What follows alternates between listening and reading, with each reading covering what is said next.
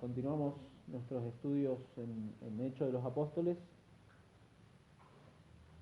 Hechos de los Apóstoles, abrimos en el capítulo 19, continuamos en donde dejamos, que es desde el versículo 8 hasta el versículo 22.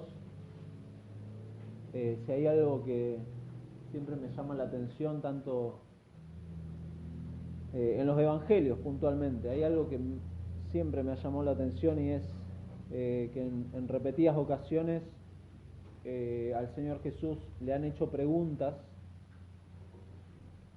que el Señor Jesús mismo no respondió. Y es muy llamativo eso, porque no sé, bueno, los evangelistas y no explican el por qué, pero están ahí en los relatos. Uno es en Lucas 20, cuando se le presentan los religiosos, los fariseos, y le preguntan, le cuestionan a Jesús por qué, con qué autoridad haces las cosas que haces, por qué predicas, por qué sanas, con qué autoridad haces estas cosas. Y Jesús les responde, bueno, yo también le voy a hacer una pregunta, ¿de dónde era todo lo que hacía Juan el Bautista? ¿Era del cielo o era de los hombres? Y Jesús les termina diciendo, bueno, si no me pueden responder esto, porque ellos empezaron a maquinar, bueno, si le respondemos tal cosa o tal otra, es también muy llamativo esa situación. Pero Jesús les termina diciendo, bueno, como no me responden, yo tampoco les voy a responder. Y termina ahí la escena esa. Pero otra pregunta que surge en Juan, capítulo 18, versículo 36, es cuando Jesús es presentado delante de Pilato, y Pilato lo interroga, y en el versículo 36 Jesús le responde a Pilato y le dice, mi reino no es de este mundo. Si mi reino fuera de este mundo, mis servidores pelearían para que yo no fuera entregado a los judíos, pero mi reino no es de aquí. Le dijo entonces Pilato, ¿luego eres tú rey? Respondió Jesús, tú dices que yo soy rey. Yo para esto he nacido y para esto he venido al mundo, para dar testimonio a la verdad. Todo aquel que es de la verdad, oye mi voz. Y le dijo Pilato, ¿qué es la verdad? Y cuando hubo dicho esto, salió otra vez a los judíos y les dijo, yo no hallo ningún delito en él. ¿Qué es la verdad? Bueno, el mismo Señor no le da la respuesta a Pilato, pero ahí en Juan 14:6, Jesús dijo que Él es el camino, que Él es la verdad, que Él es la vida, y que nadie viene al Padre si no es por Él. Por lo tanto, pensar en la primacía de la verdad, como hemos titulado el estudio de hoy, es poner por delante de todo y proclamar a Jesucristo y a este crucificado. Él es la verdad personificada. Esa es la predicación que los apóstoles han hecho durante las primeras décadas de la iglesia, que hemos visto ahí en Hechos, y esa ha sido la premisa de los cristianos que con fidelidad han continuado predicando a Cristo. Él es la verdad y Él es lo que prima delante de la iglesia y delante de todo lo que hacemos. Él es la verdad encarnada, y esta mañana no debería ser la excepción. Deberíamos seguir proclamando lo que José nos trajo, lo que las canciones hablaban, la primacía de la verdad, la primacía de Cristo. ¿Por qué? Porque desde la creación, desde el Edén, desde Adán y Eva, el rechazo a la verdad de Dios ha sido el inicio del pecado, y eso ha continuado hasta la actualidad. Eso es lo que está pasando. Con eso en mente, Pablo le escribe a los hermanos de Roma, en Romanos 1:18, y les dice, porque la ira de Dios se revela desde el cielo contra toda impiedad e injusticia de los hombres que detienen con injusticia la verdad. La verdad. Por lo tanto, suprimir la verdad de Dios, anular la verdad de Dios, es creer en la mentira. Acá no hay grises. O se cree en la verdad de Dios o se cree una mentira. Y aquellos que dejan a un lado la verdad de Dios, que es por medio de Jesucristo, no hacen otra cosa que oponerse a Dios mismo. Y eso es peligroso. Lo hemos visto en el pasaje de Isaías, en las canciones que cantábamos. Entonces, esa espiral descendente de pecado en la vida de una persona, en nuestra sociedad, sencillamente empieza con el rechazo de la verdad de Dios. Steve Lawson, en su libro El momento de la verdad, dice algunas cosas que cito para enfatizar esto. Él afirma que la verdad viene de Dios. Y como Dios es la norma definitiva de la verdad, Dios mismo mide todas las cosas. Para encontrar la verdad, no debes mirar en tu interior. No debes buscar en tu interior, como nos dicen. Ni debes hacer una encuesta al mundo acerca de lo que es la verdad. Debes mirar a Dios y su palabra. ¿Por qué? Porque su palabra, que es la verdad, es discriminatoria. Hace distinciones bien precisas sobre el bien y sobre el mal. Todo lo que está fuera de la verdad es falso. Todo lo que está fuera de la verdad es falso. Y todo lo que está dentro es cierto. Satanás tergiversa eso, puesto que es padre de mentira. Sus siervos, o sea, los siervos de Satanás, expresan ese idioma. Satanás es descrito como el Dios de este siglo, el príncipe de este mundo, el príncipe de la potestad del aire. El sistema del mundo está lleno de mentiras. Y en última instancia, hay dos padres en este mundo y dos familias. La primera conformada con los que pertenecen a Dios y oyen la verdad. La segunda es la que tiene al diablo por padre y rechaza la verdad de Dios, tal como Pilato lo hizo. Hechos nos ha dejado sobradas evidencias y aquellos que no hayan estado en todas las series, solamente lean Hechos desde el capítulo 1 hasta donde hemos leído hoy y marquen donde la verdad de Dios por medio de su palabra es predicada permanentemente. Es algo permanente en Hechos. Y es una verdad que, como dijimos, está enfocada en la proclamación de Cristo. Eso es lo que hacen los apóstoles. No sencillamente su historia. Ayer hablábamos con unos hermanos, no es sencillamente su historia, eso la gente lo conoce. Conoce que Jesús nació en Belén, que el pesebre, que los magos, que incluso vivió una vida justa, que Jesús tuvo oposición, que fue crucificado, que resucitó. Esas cosas la gente lo conoce, todo el mundo conoce eso. Pero la causa por la cual, el propósito, lo que representa la obra de Cristo, quién es Dios y el tremendo contraste con el hombre pecador y la necesidad de Cristo, eso es lo que es el Evangelio, Dios enviando a su Hijo para cumplir toda justicia, para hacer el sacrificio perfecto. Eso no todos lo conocen. Y eso es lo que Hechos nos ha venido anunciando a través de la predicación de estos hombres. Y entonces leemos el pasaje de hoy, Hechos capítulo 19, versículo 8. Y entrando Pablo en la sinagoga, habló con denuedo por espacio de 3 meses, discutiendo y persuadiendo acerca del reino de Dios. Pero endureciéndose algunos y no creyendo, maldiciendo el camino delante de la multitud, se apartó Pablo de ellos y separó a los discípulos, discutiendo cada día en la escuela de uno llamado Tirano. Así continuó por espacio de 2 años, de manera que todos los que habitaban en Asia, judíos y griegos, oyeron la palabra del Señor Jesús, y hacía Dios milagros extraordinarios por mano de Pablo, de tal manera que aún se llevaban a los enfermos los paños o delantales de su cuerpo, y las enfermedades se iban de ellos, y los espíritus malos salían. Pero algunos de los judíos, exorcistas ambulantes, intentaron invocar el nombre del Señor Jesús sobre los que tenían espíritus malos, diciendo: os conjuro por Jesús, el que predica Pablo. Había 7 hijos de un tal Esceva, judío, jefe de los sacerdotes, que hacían esto. Pero respondiendo el espíritu malo dijo: a Jesús conozco y sé quién es Pablo, pero vosotros, ¿quién sois? Y el hombre en quien estaba el espíritu malo, saltando sobre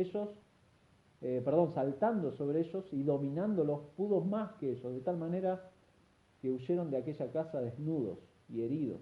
Y esto fue notorio a todos los que habitaban en Éfeso, así judíos como griegos. Y tuvieron temor todos ellos, y era magnificado el nombre del Señor Jesús. Y muchos de los que habían creído venían confesando y dando cuenta de sus hechos. Asimismo, muchos de los que habían practicado la magia trajeron los libros y los quemaron delante de todos. Y hecha la cuenta de su precio, hallaron que era 50.000 piezas de plata. Así crecía y prevalecía poderosamente la palabra del Señor. Pasadas estas cosas, Pablo se propuso en espíritu ir a Jerusalén, después de recorrer Macedonia y Acaya, diciendo: después que haya estado allí, me será necesario ver también a Roma. Y enviando a Macedonia a dos de los que le ayudaban, Timoteo y Erasto, él se quedó por algún tiempo en Asia. Señor, te damos de nuevo las gracias por esta mañana, entendiendo que estamos delante tuyo, Señor, y en ese temor y en esa confianza a la vez, Señor, sabemos que esta es tu palabra y tu palabra es verdad, y venimos a proclamar tu verdad, que es Jesucristo. Señor, rogamos que nos ayudes en esta hora, en este pasaje, que tu Espíritu Santo aplique tu verdad, Señor, en nuestros corazones, porque solamente tú, Señor, por medio de tu Espíritu Santo puedes hacer eso. Solamente tú puedes aplicar tu palabra, transformar nuestros corazones, hacer que nuestros corazones latan, Señor, y que amen tus cosas. Señor, no podemos hacerlo, humanamente no podemos hacerlo, y por eso en esa confianza venimos delante de ti, Señor, a rogarte que nos ayudes a buscar la santidad, a buscar como iglesia la obediencia a ti, Señor, y que, Padre, también salves a aquellos que no te conocen, que se mantienen en rebeldía delante de ti, en oposición delante de ti. Rogamos por esas almas que tú las salves. Te lo pedimos en el nombre de Jesús. Amén. Amén. Pablo, bueno, como de costumbre, en el contexto del pasaje de hoy, a Pablo lo vemos predicando el Evangelio, una vez más. Es como recurrente y si los que escuchen los audios, de hecho, van a decir: pero esto ya lo dijo. Y sí, porque Hechos tiene un tema, y es este de la predicación del Evangelio, es uno de los temas principales. En el contexto, Lucas viene describiendo justamente la obra misionera de Pablo ahí en Asia, lo que hoy es Turquía. Nos ha dado una descripción del trabajo de Apolos también, que lo vimos la vez pasada, también en esa zona de Turquía y de lo que hoy es la zona de Grecia, en Acaya. Y ahora retoma el capítulo 19 y retoma lo que Pablo está haciendo en Éfeso. La labor de Pablo acá en Éfeso la vemos en 3 eventos. En el primero, que lo vimos la vez pasada, es el encuentro que Pablo tuvo con estos que se decían discípulos, pero que no eran discípulos, que no conocían, ni siquiera habían escuchado al Espíritu Santo, acerca del Espíritu Santo, y Pablo les tiene que hablar de Cristo, les tiene que predicar el Evangelio, y ahí ellos se bautizan, como una forma de mostrarnos que ellos habían realmente sido salvos. Después vemos el segundo evento, que es este el que leímos, este que ahora lo vamos a recorrer.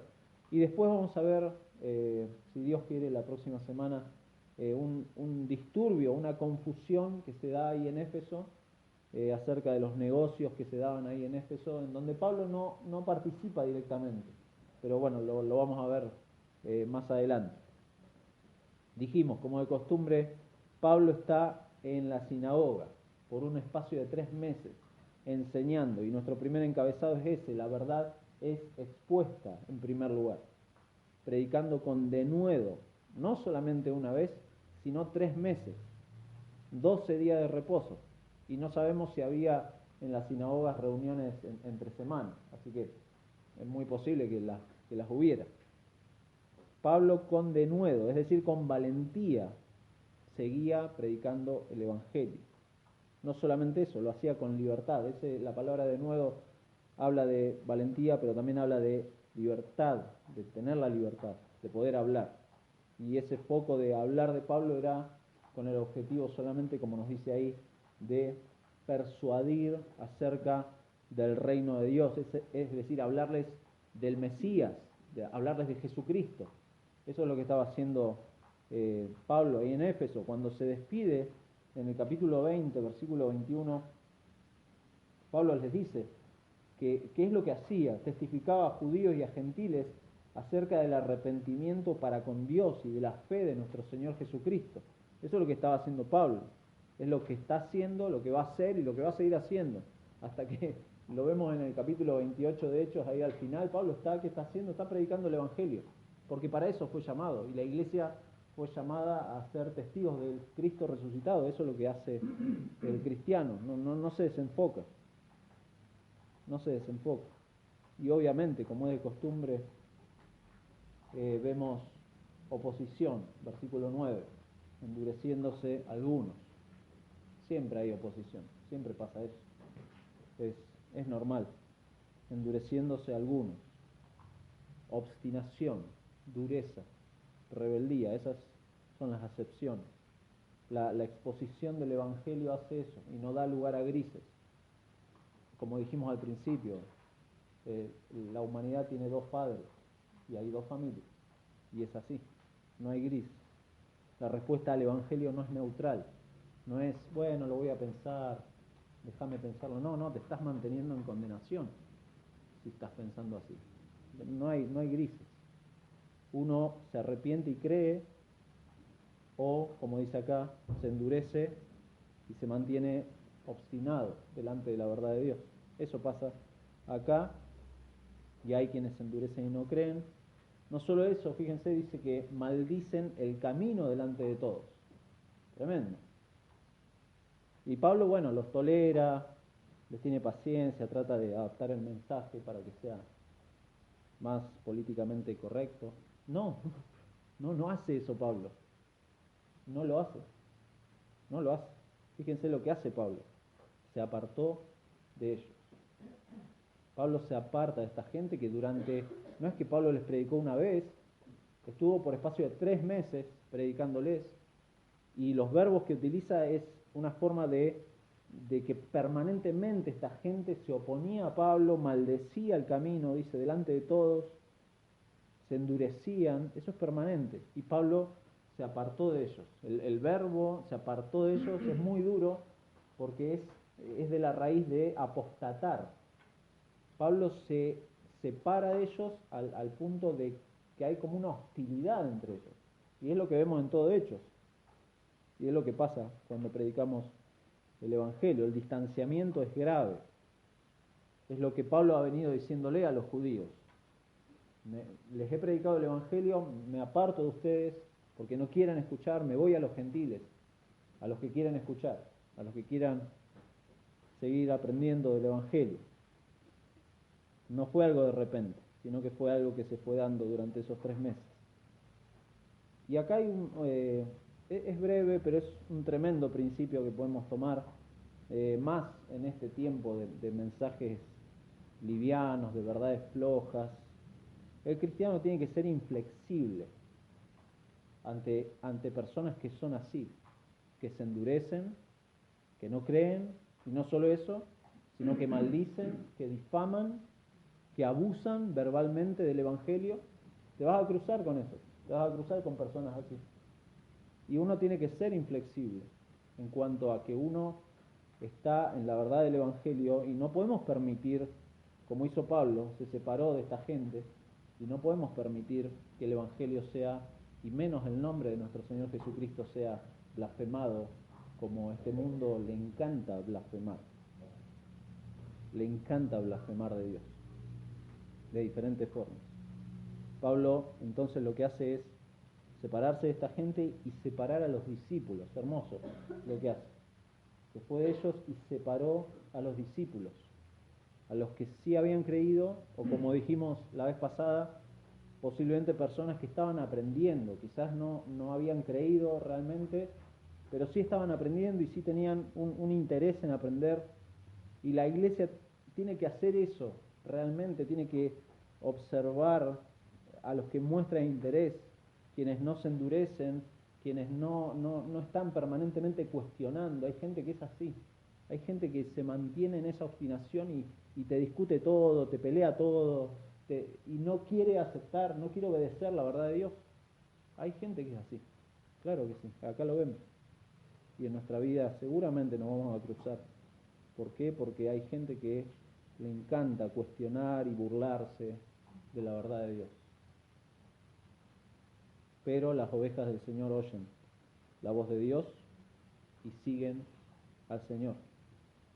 Posiblemente hasta que Dios obre y convierta los corazones de esas personas, de esos discípulos, hay un proceso en donde las personas muestran interés y hay que seguir trabajando en esa gente. Y Dios obra, Dios guía a su pueblo por medio de su espíritu, por medio de su palabra.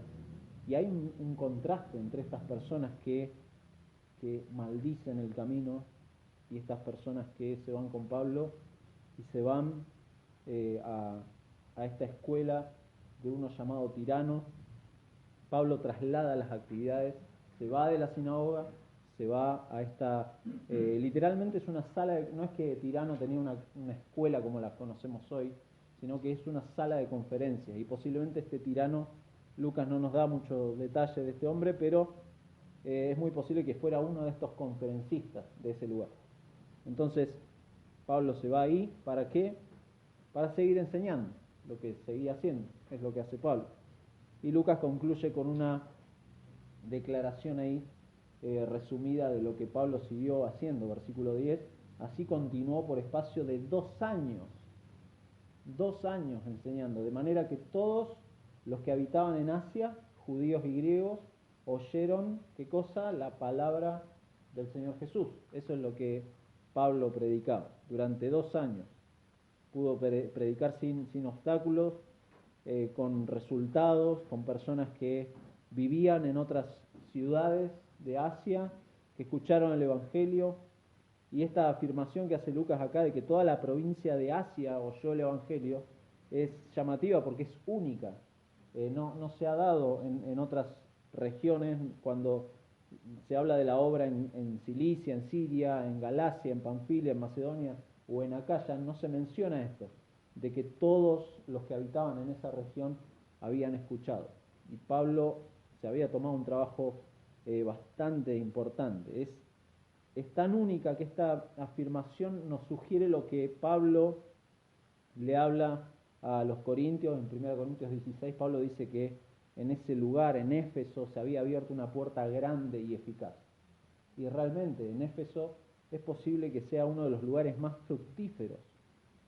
2 años predicando, tremendo.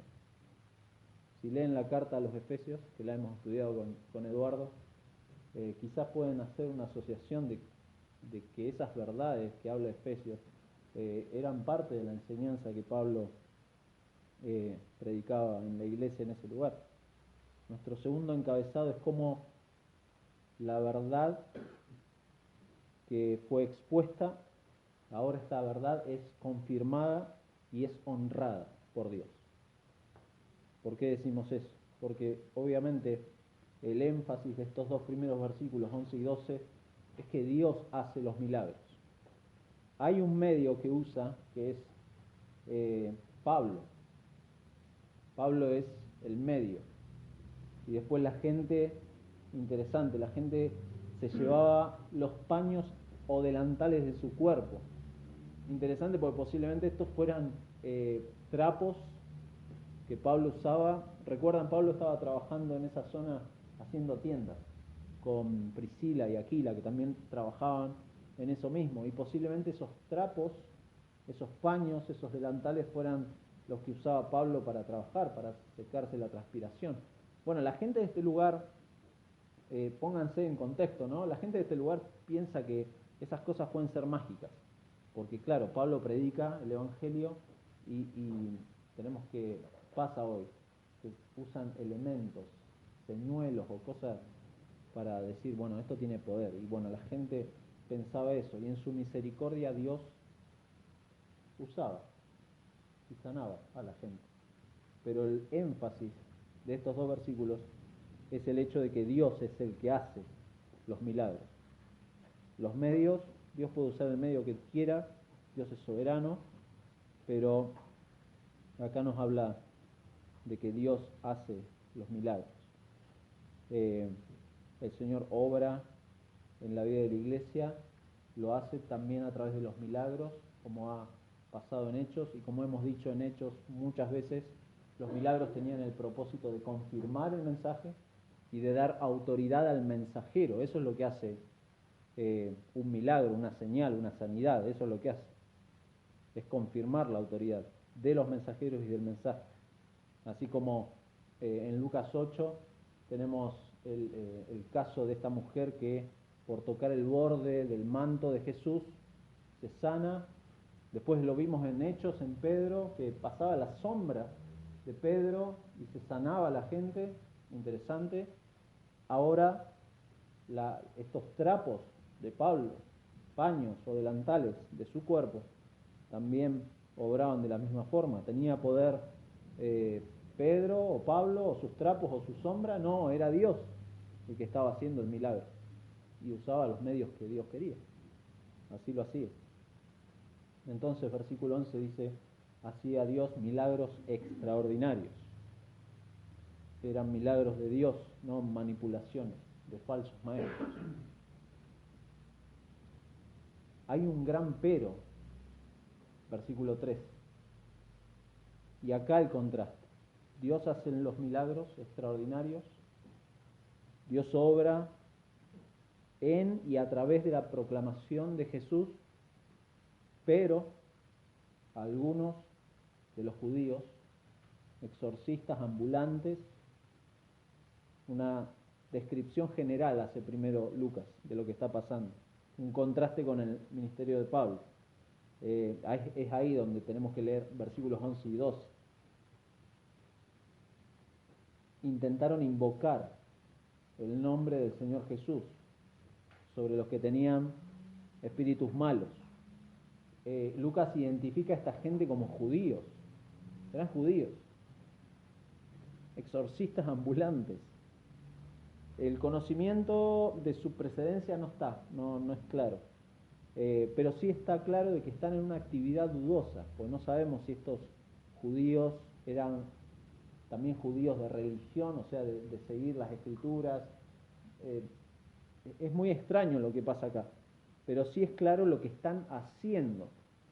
Lo que están haciendo es invocar el nombre, incluso acá la actividad se pone más dudosa, porque invocan el nombre de alguien que no creen realmente. Invocan el nombre de Jesús. Es muy interesante, y esa invocación es esa frase, os conjuro por Jesús el que predica Pablo. O sea, se alejan de eso. Y es posible que esta gente judía escuchara a Pablo, incluso viera los milagros de Dios, y entonces invocamos eso, invocamos el nombre de Jesús, el que predica Pablo. Eso es lo que está haciendo esta gente, como una forma de atajo, como una forma de querer esquivar el proceso de exorcismo. Los procesos de exorcismo eran largos. Entonces encontramos esta fórmula: os conjuro por Jesús, el que predica Pablo. Os conjuro por Jesús es una frase que se ha popularizado hoy y se sigue usando. Es muy interesante. Si lo ven en el original, es muy interesante. Me llamó mucho la atención. Dije, wow, no hemos cambiado, el ser humano no ha cambiado en su corazón. ¿Por qué? La forma del verbo, os conjuro, se puede traducir te obligo, te mando, te ordeno, declaro, decreto en el nombre de Jesús. ¿Lo han escuchado eso? Si se le hace familiar, bueno, esta gente hacía esto. Usan fórmulas mágicas, frases armadas, en el nombre de Jesús, en la sangre de Jesús, y con ese tono. Eso es lo que hace. Esta gente hacía eso, y no sé cuántas cosas más. Y minimizan las verdades del Evangelio. Eso es lo que pasa. Se minimiza el Evangelio. Hay un comentarista que se llama, es raro el nombre, Ajit Fernando. Fernando es de apellido. Pero es un hombre que trabaja en Sri Lanka. Sri Lanka es una pequeña isla abajo de la India, excelente, que comenta sobre este tema. Dice: aquellos que minimizan la veracidad y el contenido del Evangelio han traicionado tristemente su corazón y se han entregado al sincretismo. Vuelvo a repetir la frase: aquellos que minimizan la veracidad y el contenido del Evangelio han traicionado tristemente su corazón y se han entregado al sincretismo. ¿Qué es el sincretismo? Es esa tendencia de juntar y de tratar de armonizar diferentes corrientes de pensamiento, diferentes filosofías, y tratar de que se acomode a gente que hacen pensar que son cristianos. Y es terrible, incluso ideas que pueden ser hasta opuestas. Eso es el sincretismo. Lo hemos visto a lo largo de los siglos, se ha visto con el catolicismo, pero son cosas que uno puede encontrar en diferentes religiones y tristemente uno puede encontrar en iglesias mal llamadas cristianas. Este sincretismo, esta mezcla de cosas, esto de no saber por qué hago esto y por qué creo lo que creo. ¿Por qué? Porque no me he puesto a ver qué cosa, bueno, lo que se ha rechazado desde el Edén, la verdad de Dios, en su palabra. Y Lucas entonces nos da ahora un ejemplo de esto, de este sincretismo. Fíjense, versículo 14, había 7 hijos de un tal Esceva, judío, jefe de los sacerdotes, que hacían esto. Este es el ejemplo que da Lucas, porque en primer lugar, versículo 13, como que da el panorama general. Versículo 14 en adelante empieza a describir, bueno, un caso acerca de esto, de cómo lo hacían. Esta gente también decía: os conjuro en el nombre de Jesús, el que predica Pablo. Pero estos eran hijos de un tal Esceva, que no hay datos de él y que se nos dice que era jefe de sacerdotes, posiblemente, y acá hay una discusión que no viene al caso, pero se habla de que pueden ser de una familia sacerdotal, de alguien que realmente era de algún tipo de sacerdocio, posiblemente de un sacerdocio pagano.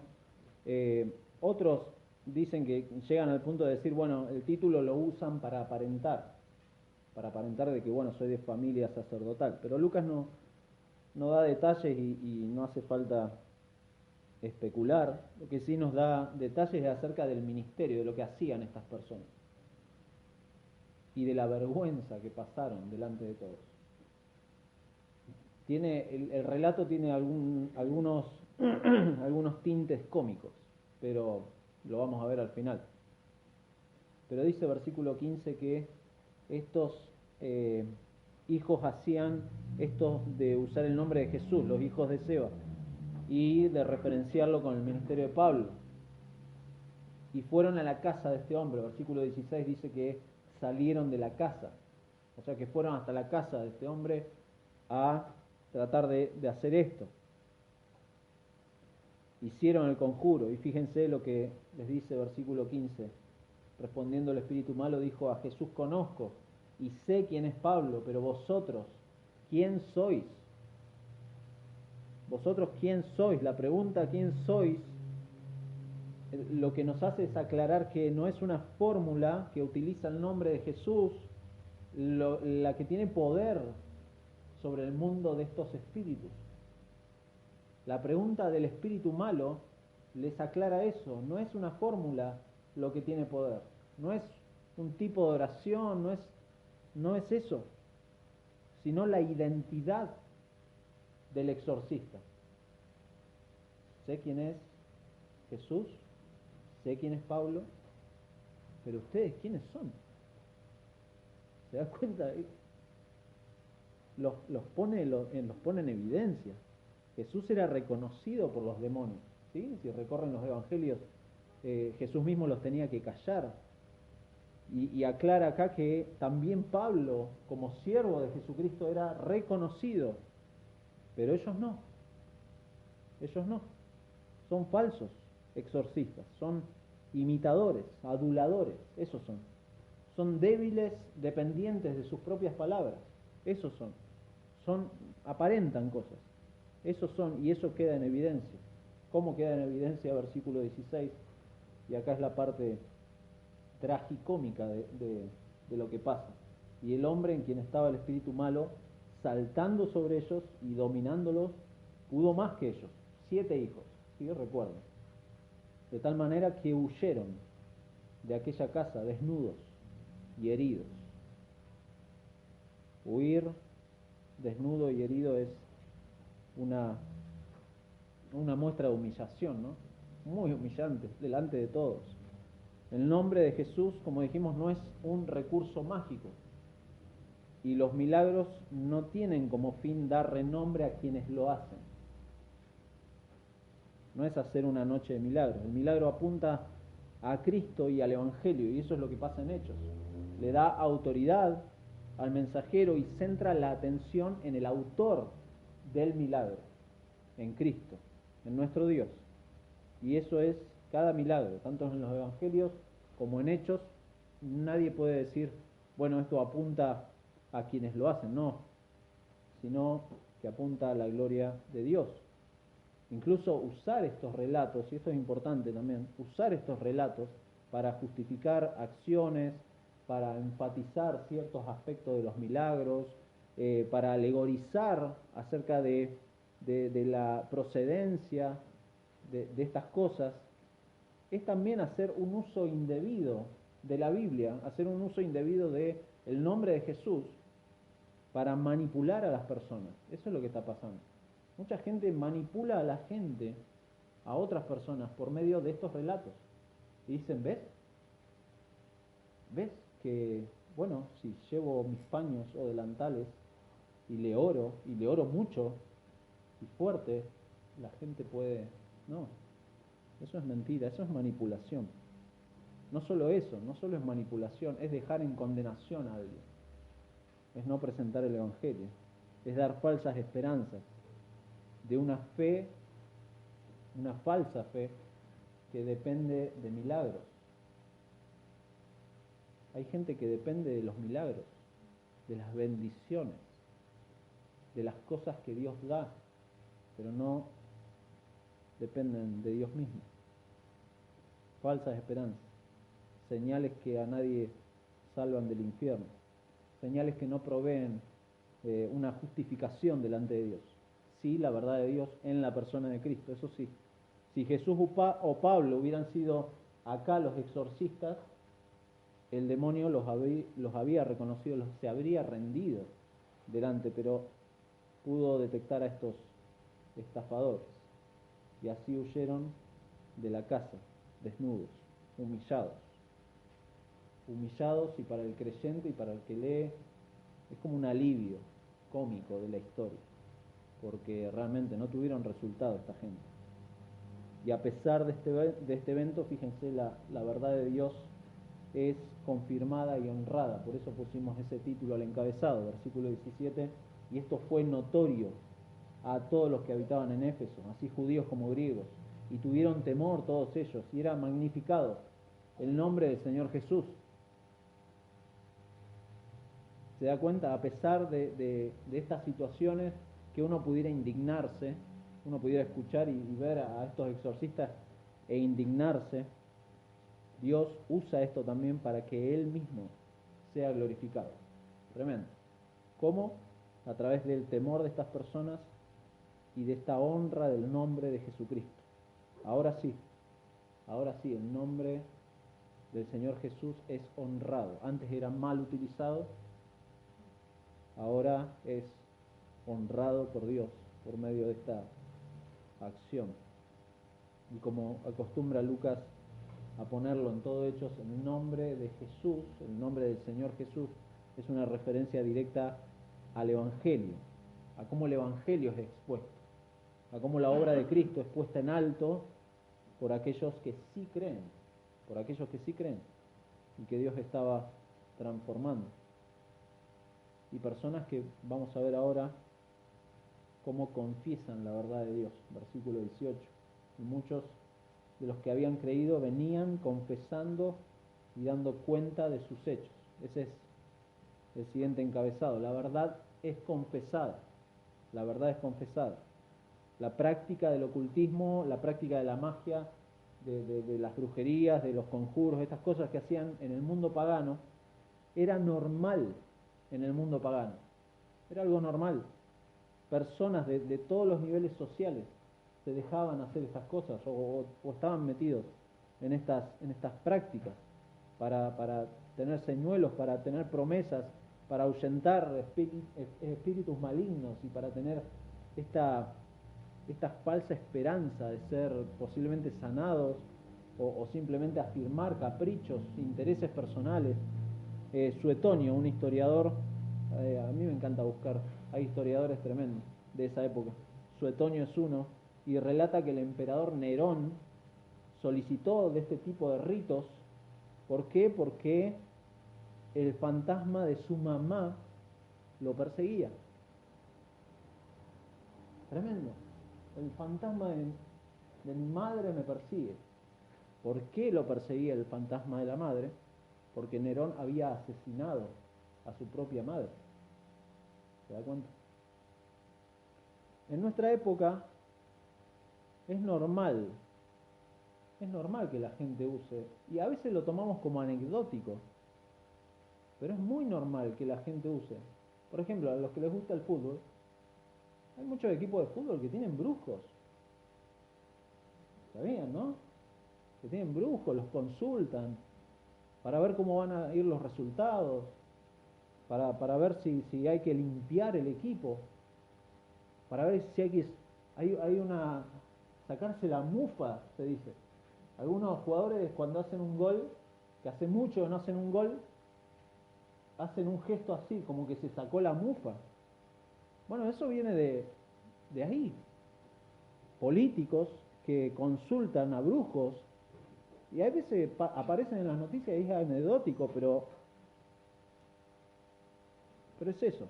Las personas están familiarizadas y posiblemente acá mucha gente que habían llegado a la fe posiblemente estuvieran todavía involucrados en esto, y sin embargo al ver este evento con los exorcistas, muchos de los que habían creído venían confesando y dando cuenta de sus hechos.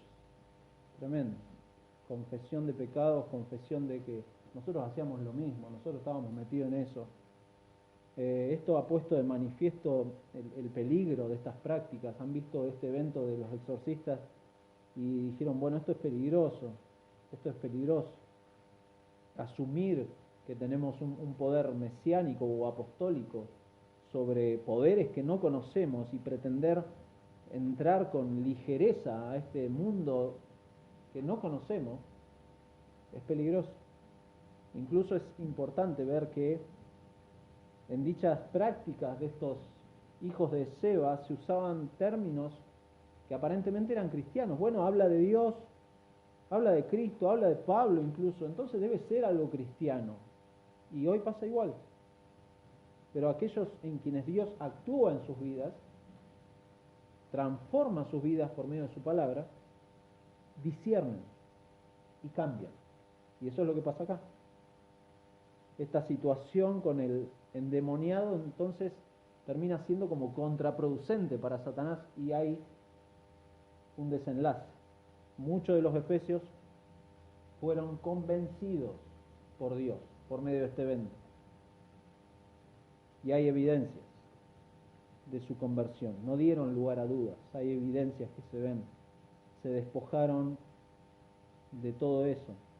Posiblemente en algunos esto era el sustento de sus vidas. Se despojaron de eso. Versículo 19. Asimismo, muchos de los que habían practicado la magia trajeron los libros, los quemaron delante de todos y hecho la cuenta de su precio hallaron que era 50.000 piezas de plata. sacaron los textos de magia que tenían, posiblemente de sus casas. Pudo haberle traído conflictos familiares. Esto, imagínense, no lo dice el texto, pero hagan imaginación de lo que pudo haber pasado, tremendo. Libros que usaban en su uso privado. E incluso lo que están haciendo acá, se aseguraron de que nadie más leyera esto. Nadie más tiene que estar involucrado en esto, ni tiene que acercarse a esto. Y así fue. Se aseguraron de eso. El dinero, dato interesante, por algo lo pone Lucas acá, de que eran 50.000 piezas de plata. Es raro que dé esos detalles, pero algunos hicieron el cálculo y equivale al salario anual de 137 trabajadores de esa época, ¿no? Casi 140 personas con todo eso trabajaban todo un año, para que se den una idea. Y el detalle es el contraste con la fe cristiana, como también esto pasa, y lo va a afirmar el texto, versículo 20, así crecía y prevalecía poderosamente la palabra del Señor. Así crecía. La gente se despojaba de todo, el crecimiento de la iglesia, la palabra era la que hacía eso, la palabra es primordial, la verdad, la primacía de la verdad, esto es lo que estaba pasando acá, y esta gente da cuenta de ello. El crecimiento en poder en un pueblo que vive bajo la esclavitud de poderes demoníacos, tremendo lo que está pasando. Un pueblo que ahora puede ver cómo el poder de Dios por medio del Evangelio realmente causa efectos. Realmente causa efectos. Si alguien a usted le dice que es cristiano y su vida sigue siendo la misma vida pagana de antes, es porque el Evangelio no ha hecho absolutamente nada en esa vida. Es así. No hay grises en el Evangelio. No hay grises en el Evangelio. Uno lucha contra el pecado, sí, lucha, porque el cristiano lucha contra el pecado, pero no vive en el pecado. Y esta gente da evidencia de ello. No quiero vivir más en eso. Y me despojo de eso. Mi vida es Cristo. Ahora, la fe genuina da evidencias de cambios genuinos y pasa. Y entonces finalmente la verdad de Dios sigue extendiéndose. La verdad por medio del Evangelio es nuestro último encabezado y con esto cerramos. La verdad sigue siendo extendida, versículos 21 y 22. Ha sido expuesta con claridad ahí en Éfeso, ha sido confirmada por milagros, ha sido honrada delante de todos a causa de las cosas que sucedieron con estos exorcistas ambulantes, y ha sido confesada por las personas que han llegado a la fe. Ha sido confesada esta verdad de Dios, una fe dada por Dios y evidenciada con cambios prácticos. ¿Qué cambios prácticos? Y esta gente fue, confesó, dio cuenta de sus hechos, trajeron los libros, los quemaron todos, se acabó, era mucha plata, sí, no me importa, lo quemo todo. ¿Por qué? Porque ahora Cristo es mi Señor y dependo plenamente de Él, plenamente de Él. La verdad de Dios ahora sigue el curso de su expansión, y Dios lo hace. Dios guía a sus siervos para continuar exponiendo la verdad del Evangelio. Pasadas estas cosas, Pablo se propuso en espíritu ir a Jerusalén. Si bien ahí el espíritu en la Reina Valera está en minúscula, pero hace referencia, obviamente, a cómo Dios ha guiado siempre por medio de su Espíritu Santo a la iglesia en hechos. Y lo sigue haciendo, en nosotros también. Pero lo que va a hacer acá es mostrarnos cómo la iglesia sigue cumpliendo con este llamado de ser sal y luz, ¿no? En Mateo 5 ahí nos habla de eso. La sal y la luz son elementos interesantes, no vamos a hacer un estudio de Mateo 5, eso otro día. Pero la sal, cuando se habla de curar las heridas, hay que frotar la sal a veces, y eso duele. Sana, pero duele. Y la luz expone las tinieblas. Y ambas imágenes nos dan ideas de reacciones hostiles. Y es lo que pasa en Éfeso. Y es lo que va a pasar, porque desde el versículo 23 vamos a ver eso también, cómo la hostilidad va a ir en aumento. Pero Pablo se propuso seguir avanzando, pero se propuso no él en sus méritos, sino en el Espíritu. Dios guiándolo a este hombre a seguir con lo que tenía que hacer, a seguir relacionado con estas conversiones, este crecimiento de la iglesia, esta predicación del Evangelio, esta primacía de la verdad de Dios, Dios mismo guiando a Pablo.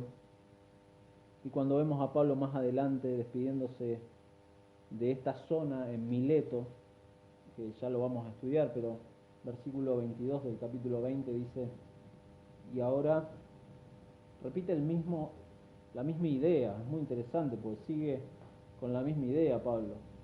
Ahora he aquí, ligado yo en espíritu, voy a Jerusalén, sin saber lo que me ha de acontecer, salvo que el Espíritu Santo por todas las ciudades me da testimonio, diciendo que me esperan prisiones y tribulaciones.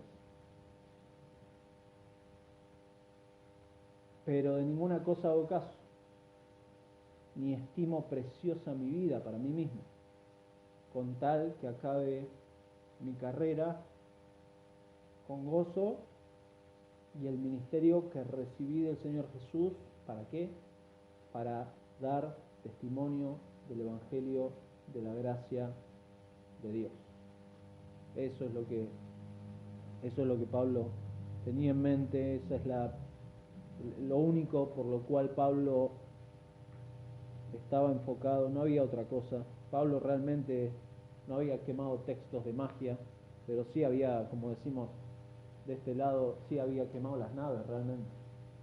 Lo tengo todo por basura, le dice a los filipenses, para ganar a Cristo. Pablo no se ha desenfocado, sigue con su ministerio, sigue por la gracia de Dios, sigue por la guía del Espíritu Santo, sigue adelante, y bajo esa guía va a llegar hasta el mismo centro del Imperio Romano, que va a ser Roma. Mientras tanto, va a seguir trabajando y lo va a hacer con dos colaboradores que menciona ahí, Timoteo y Erasto, que se van a adelantar a su visita en Asia Menor. ¿Qué principios? Solamente dos puntos. ¿Qué principios para nosotros? ¿Cómo se aplica este relato a nosotros?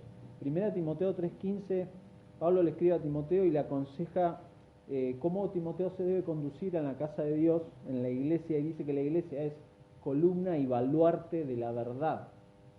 Columna y baluarte de la verdad, sostén de la verdad. Está encargada de defender la verdad de Dios, cueste lo que cueste, cueste lo que cueste.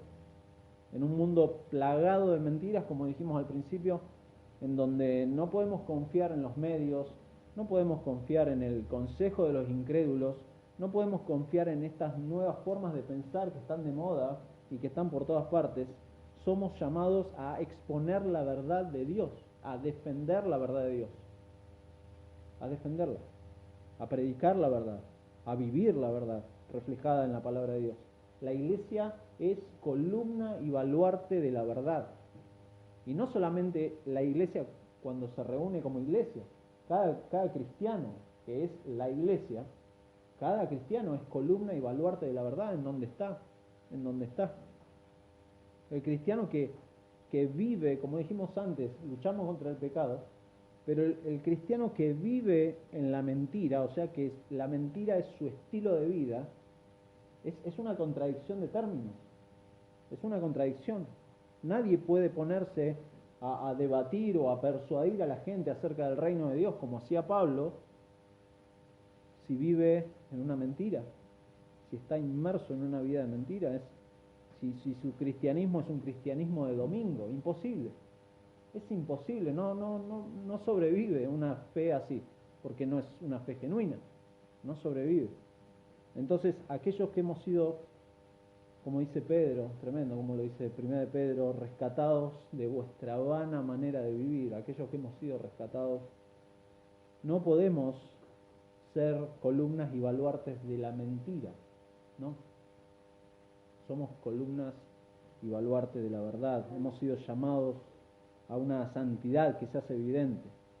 Y antes de esa afirmación de rescatados de vuestra vana manera de vivir, Pedro les dice a los cristianos, 1 Pedro capítulo 1, versículo 13 al 16, por tanto, ceñid los lomos de vuestro entendimiento, sed sobrios y esperad por completo en la gracia que se os traerá cuando Jesucristo sea manifestado. Como hijos obedientes, no os conforméis a los deseos que antes teníais estando en vuestra ignorancia, sino como aquel que os llamó santos, sed también vosotros santos en toda vuestra manera de vivir, en toda vuestra manera de vivir. ¿Por qué? Porque escrito está, y ahí habla de Dios, sed santos, porque yo soy santo. Dios obraba por medio de Pablo, dice el pasaje que hacía milagros extraordinarios, porque evidentemente la vida de Pablo era coherente con su llamado, era coherente. Por eso Pablo le podía escribir a los hermanos de Corinto, en 1 Corintios, capítulo 10, capítulo 10, versículo 31, si pues coméis o bebéis o hacéis otra cosa, hacedlo todo para la gloria de Dios. No seáis tropiezos, ni a judíos, ni a gentiles, ni a la iglesia de Dios, como también yo en todas las cosas agrado a todos. Fíjense cómo escribe Pablo, parece como que fuera arrogante en esto, no, todo lo contrario. Como también yo en todas las cosas agrado a todos, no procurando mi propio beneficio, sino el de muchos. ¿Para qué? Para que sean salvos. Sed imitadores de mí, así como yo de Cristo. Pablo tenía esa confianza. ¿Por qué? Porque su vida era coherente, porque era parte de la iglesia que es columna y baluarte de la verdad, esa santidad de vida, resultado normal de una fe verdadera, va a mostrar evidencia, como vimos en estas personas que dejaron la magia, dejaron los rollos de magia, los libros que tenían, la vida que tenían, dejaron lo oculto, dejaron atrás costumbres que tenían, dejaron atrás la forma de pensar que tenían, la vana manera de vivir, que Pedro dice, bueno, algunos la recibimos de nuestros padres, otros quizás la aprendimos en la vida cotidiana, a esa vana manera de vivir. Bueno, todo eso queda atrás en la vida de un cristiano que ahora se ajusta en función de la verdad plasmada en la palabra de Dios. Eso es lo que hace. Pero en segundo lugar, y con esto terminamos, que está conectado de alguna manera con lo primero, la fe genuina no tiene nada que ver con lo que el mundo piensa. La fe genuina, basada en la palabra de Dios, no tiene nada que ver con lo que el mundo piensa. Si alguno de alguna manera hubiera habido puntos de conexión entre lo que Jesús hacía, entre lo que Jesús predicaba y lo que pensaban sus opositores, Jesús no hubiera terminado crucificado. Jesús no hubiera terminado crucificado. Si Pablo, si Pedro y los cristianos de la primera iglesia hubieran predicado algo tolerable, algo lindo, un mensaje positivo, no hubieran existido mártires, ¿se da cuenta? Entonces, la fe genuina no tiene nada que ver con lo que el mundo piensa. La fe genuina no tiene nada que ver. Algo que en el pasaje el espíritu malo hace al reconocer a estos hijos de Seba, que no tenían una fe genuina, que solamente usaban el nombre de Cristo como un amuleto, lo usaban como un complemento para sus vidas, pero Cristo no era importante. Y hoy podemos encontrarnos en el mismo lugar. Posiblemente has usado el nombre de Cristo pensando de que eras cristiano.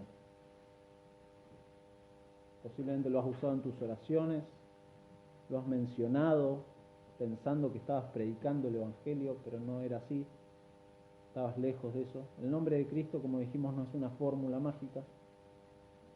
Aquellos que sí lo nombramos porque en nuestras oraciones terminamos, que lo pedimos en el nombre de Jesús, debemos pensar si hay real confianza en la obra de Cristo, real confianza, porque su nombre representa eso. toda su obra, todo lo que Él hizo por los pecadores. Eso es el nombre de Cristo, su vida, su justicia, su muerte en favor del pecador, su resurrección para justificarnos delante de Dios. Eso es el nombre de Cristo. Todo lo que el Evangelio representa es el nombre de Cristo. Eso es. Es su persona. Es en su persona que un pecador encuentra a su Señor y Salvador. Es en Cristo que cualquiera que se acerca en arrepentimiento y fe, Él no lo echa, no lo rechaza. Dios no hace eso, Dios no hace eso. Aquellos que se convierten en parte de la iglesia, de la familia de la fe, lo hacen solamente por medio de Cristo. No hay otra forma, no hay otra forma. Y cuando predique el Evangelio, sea claro con los que escuchan el Evangelio. Díganle, ¿sabe qué? No hay otra forma de acercarse a Dios si no es por medio de Cristo. No la hay. No le dé falsas esperanzas. No le diga, bueno, Dios... No, tienen que encontrarse cara a cara con Cristo. Cara a cara con Cristo, eso es lo que tienen que hacer. Así uno puede acercarse a Dios, orar a Dios, leer su palabra con entendimiento. Así puede disfrutar de la comunión de los hermanos. Es en Cristo que podemos hacerlo. Sin Cristo no podemos, no se puede. No se puede, no existe eso. Por eso, ¿dónde está fundada nuestra vida y nuestra eternidad? ¿Quién es el Señor de nuestras vidas? Y cómo eso se evidencia en nuestro andar. Porque los domingos es fácil ser cristiano. El lunes, ¿cómo cuesta? El martes, bueno, se pone peor. Y así, llegamos al otro domingo. Tus pensamientos, tus decisiones, ¿están guiados por Dios a través de su consejo, de su palabra?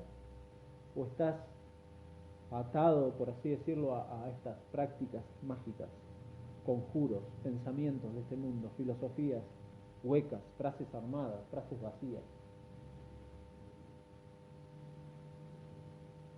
Vamos a terminar leyendo brevemente Lucas capítulo 6, versículo 46, y luego vamos a orar.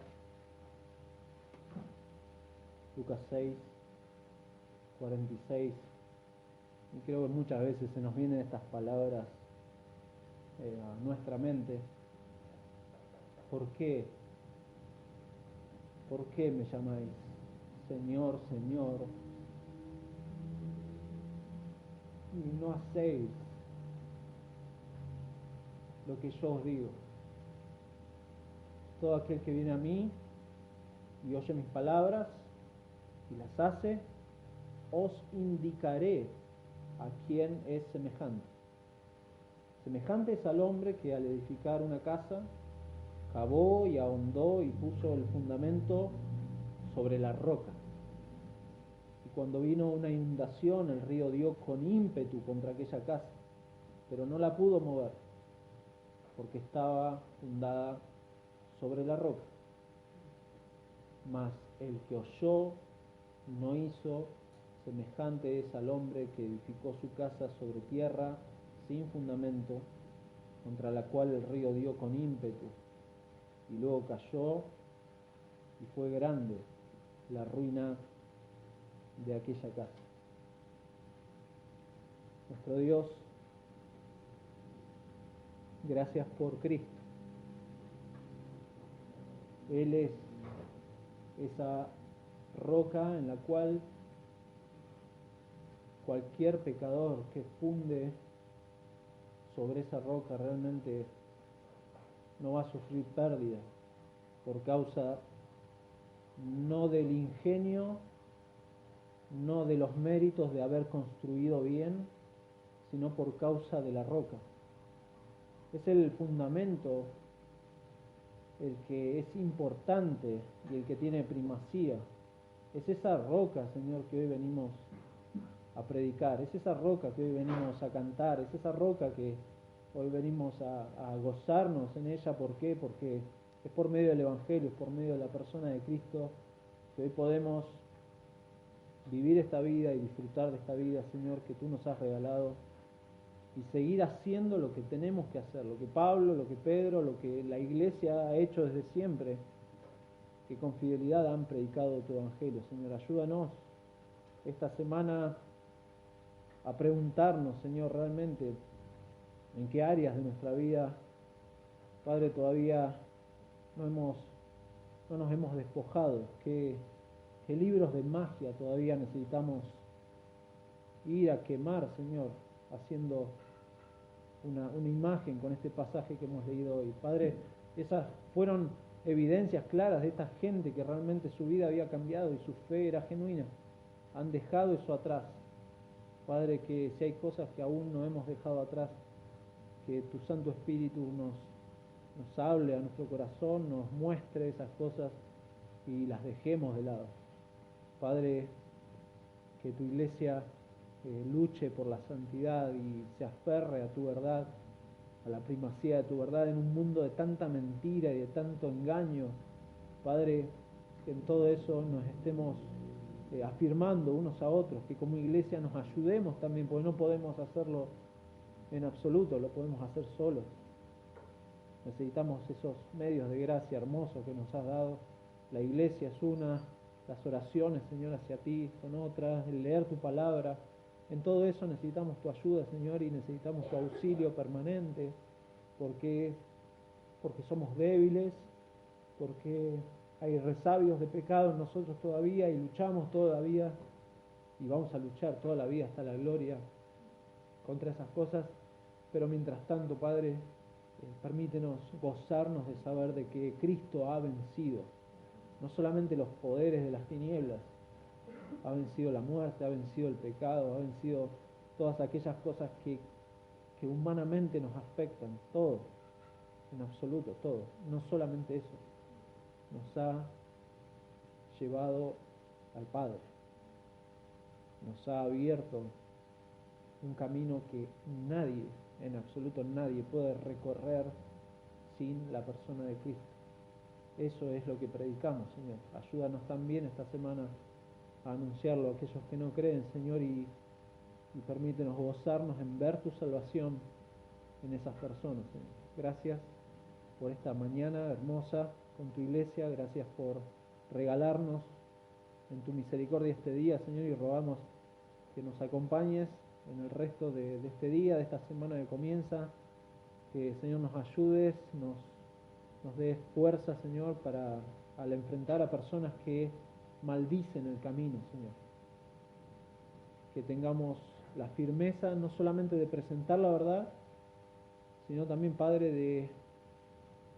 de saber de que nos tenemos que separar de ese tipo de gente que permanentemente blasfema tu nombre, que sepan en el peligro en que se encuentran, pero que no perdamos tiempo, Señor, en personas que abiertamente rechazan tu evangelio, y sí vayamos a aquellos que quieren escuchar, que tienen un interés, Señor.